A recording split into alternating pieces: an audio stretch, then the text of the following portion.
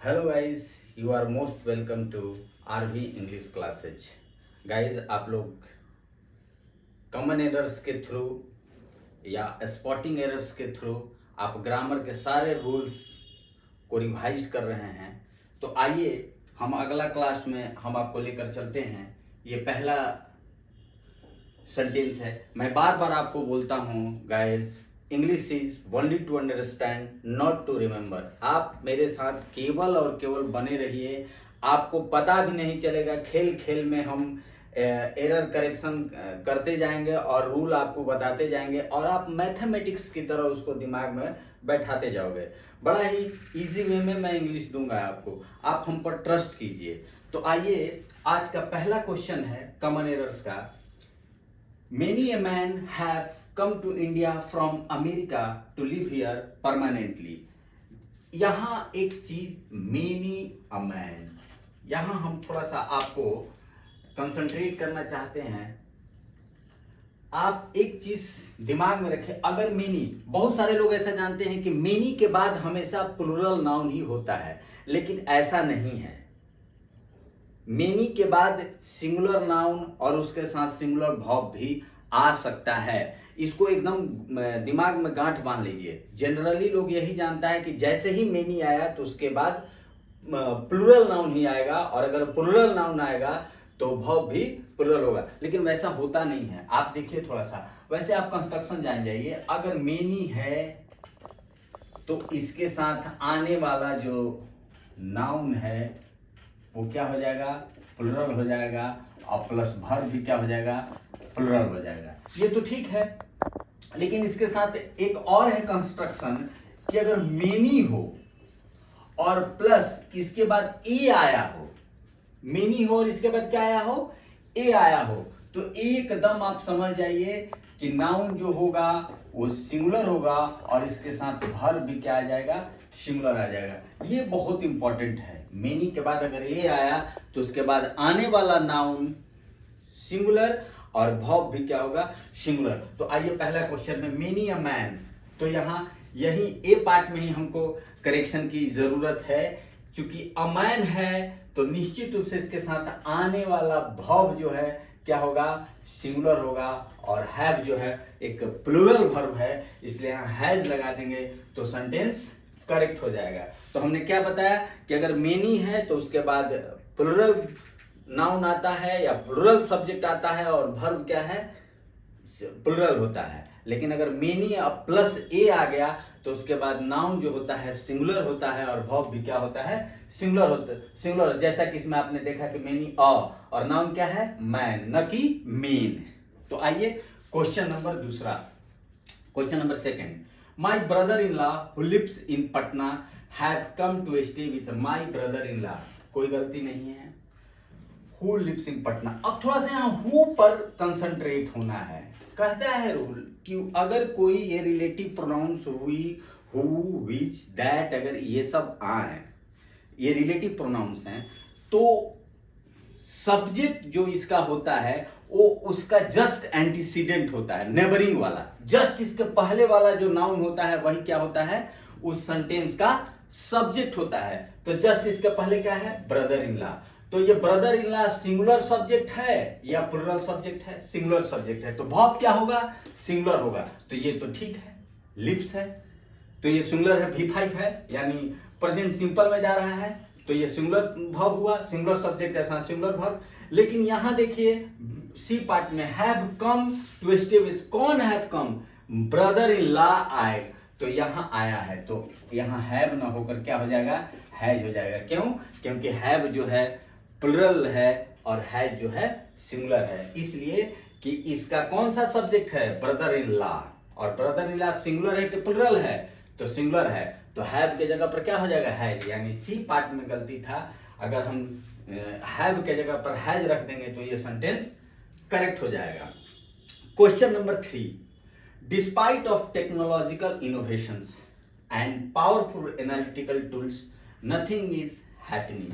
अब आइए, despite of technological innovation, मैं आपको एक चीज बताऊं गाइस, ये हमेशा दिमाग में रखिएगा आप, बहुत ही ये माइनर मिस्टेक होता है हम लोगों से, और ये बार बार मतलब कम से कम सैकड़ों बार ये भिन्न भिन्न परीक्षाओं में ये इस तरह का डिस्पाइट करके और इन स्पाइट ऑफ से क्वेश्चंस पूछे गए हैं। तो आपको मैं एक बता दूं कि डिस्पाइट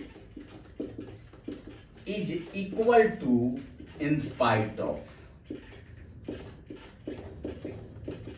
क्या हुआ? Despite is equal to in spite of, और ये दोनों का मतलब क्या होता है? के बावजूद। क्या होता है? के बावजूद।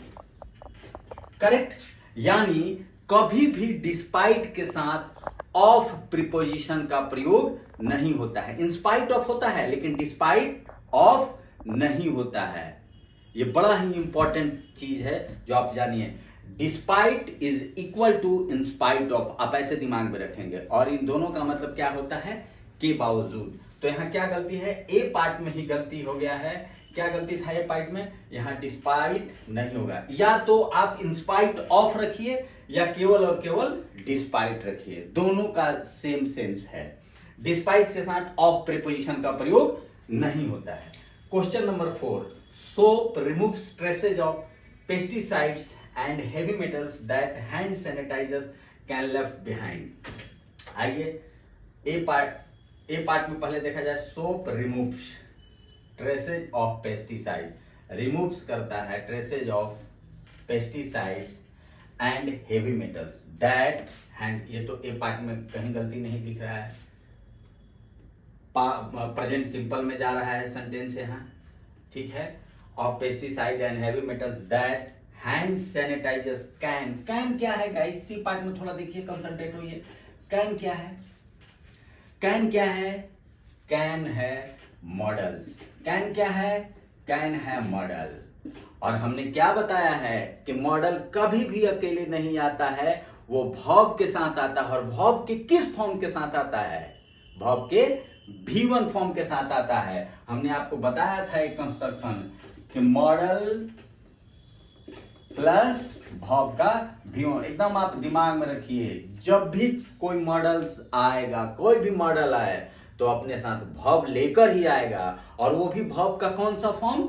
V1 form. तो यहाँ क्या गलती है? यहाँ क्या करेक्शन की जरूरत है? लेफ्ट।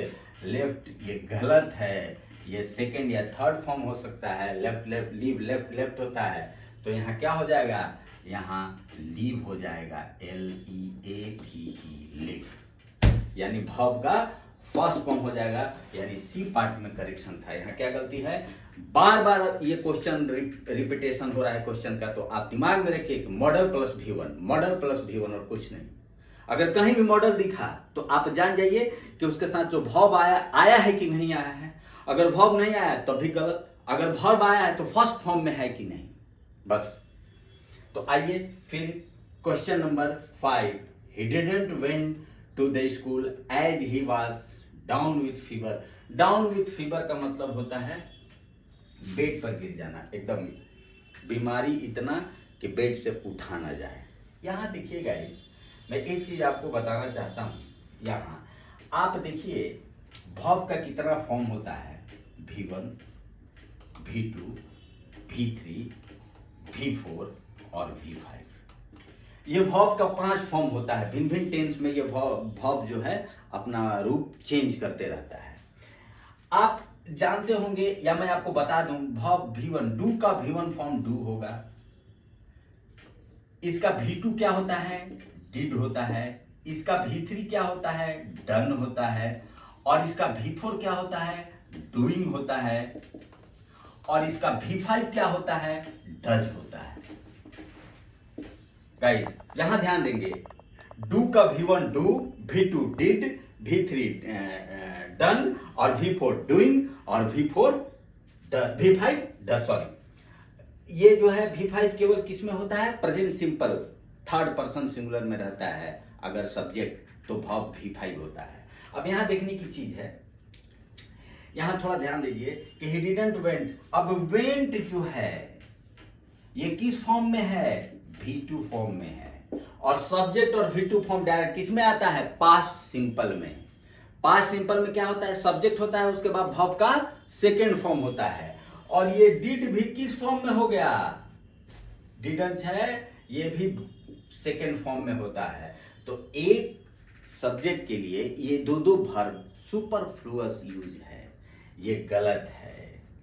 तो अगर हम पास्ट सिंपल का निगेटिव सेंटेंस बनाते हैं तो उसमें डिड का प्रयोग करते हैं, अन्यथा ऐसे नहीं। जैसे वह गया, ही वेंट, और वह नहीं गया, ही डिडंट गो। तो जब डिडंट आ गया ये V2 में, ये वर्ब डू का डिड हो ही गया, V2 फॉर्म में आ गया, तो ये जो होता है मेन वर्ब जो होता है ये फर्स्ट फॉर्म में होता है। तो क्या हो जाएगा, वेंट के जगह पर अगर गो कर देंगे तो यानी सेंटेंस से गलत हो जाएगा, क्योंकि ये दोनों पास्ट फॉर्म में हो गया, पास्ट V2 फॉर्म में हो गया है, इसलिए डिड V2 में रहेगा और जो मेन वर्ब है वेंट का क्या हो जाएगा, गो हो जाएगा। ए पार्ट में गलती है, डिड के साथ हमेशा वर्ब का V1 फॉर्म होता है। तो क्या हो जाएगा, he didn't go to the school as he was। और मैं एक और चीज बताया कि पास्ट सिंपल में अब केवल और केवल निगेटिव सेंटेंस में या जब इसका इंट्रोगेटिव बनाएंगे तभी डिड का प्रयोग होता है, अन्यथा वैसे पॉजिटिव सेंस में या जनरल में डिड का प्रयोग नहीं होता है। अगला, और तो गाइज ये हम लोगों ने 5 क्वेश्चंस को यहाँ कर लिया। मैं एक चीज आपको बार बार कह रहा हूँ गाइज कि अगर आपको, मेरा काम है बताना एरर इजी करके, इंग्लिश को बिल्कुल इजी करके, कि आप जितना आसानी, मैं बार बार बोलता हूँ कि ये इंग्लिश जो है मेरा खास करके हिंदी मीडियम के स्टूडेंट्स के लिए है। वैसे स्टूडेंट जो हिंदी मीडियम के हैं और जो मतलब बहुत देर से इंग्लिश को पढ़ना सीखे हैं, उसके लिए मैं इजी रूप में आपको इंग्लिश ग्रामर बता दे रहा हूँ कि जिससे कि आप कंपटीशन को क्रैक कर जाओ, चाहे वो SSC हो या CPO हो या CDS हो या NDA हो। आप गाइज, आपको केवल इतना ही करना है कि अगर कहीं दिक्कत हो, कहीं आपको डिफिकल्टी महसूस हो तो प्लीज़ कमेंट बॉक्स में कमेंट करें। और मेरा अगर टीचिंग आपको अच्छा लगता है, ऐसा लगता है कि मैं आपको इंग्लिश को इजी बनाकर दे रहा हूं, तो निश्चित रूप से आप मेरे चैनल को सब्सक्राइब, कमेंट और शेयर करना ना भूलें। तो बस आज के लिए इतना ही। अगला 5 कॉमन एरर्स अगले क्लास में दूंगा। प्लीज गाइस सब्सक्राइब और लाइक करना नहीं भूलें। धन्यवाद।